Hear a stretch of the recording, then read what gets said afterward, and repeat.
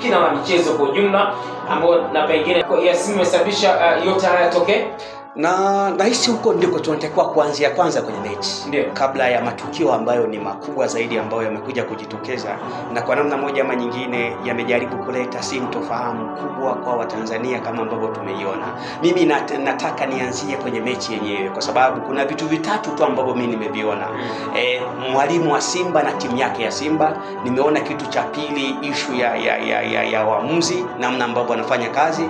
Halafu nimeona kitu cha tatu ambacho kwenye mechi ya leo mamlaka zinavyoweza zikaingilia zikahusika katika namna moja ama nyingine kuharibu soka. Lakini kwa sasa tutajikita zaidi na hili la kwanza la mpira wa miguu ambao tumeiona mechi yenyewe. Naomba leo niwaweke wazi wana Simba.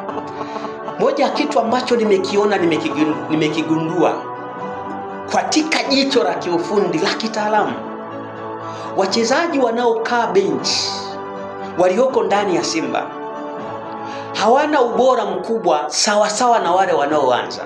Moja hilo. Mbili, wachezaji wanaokaa bench ambao hawaanzi mara kwa mara ndani ya Simba hawajaweza kustadi vizuri na kuelewa mfumo wa Simba na namna gani Simba wanaweza wakacheza katika mazingira ya kutafuta magoli, wakiwa wanahusika zaidi wale wachezaji wanaokaa bench.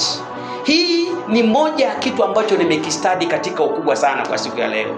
Leo mwalimu alijaribu kufanya rotation.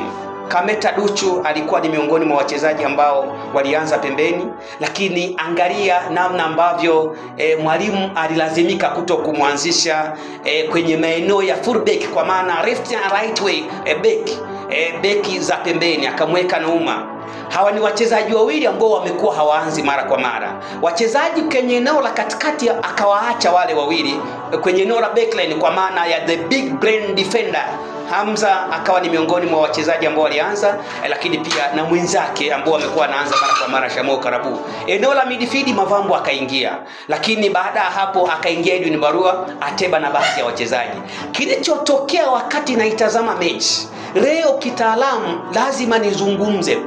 Mayanga Saru ambaye ni kocha wa Mashujaa, kocha wa zamani wa Mtibwa Sugar, kocha wa kwa namna moja ama nyingine wa Tanzania Prisons, leo wakati anakwenda kuiapproach mechi, kumbuka alikuwa ameshahidiwa karibu milioni 100 ambaye kama atashinda leo kwa mara ya kwanza aliamua kutengeneza game approach ya kwa timu ya pili uwanjani.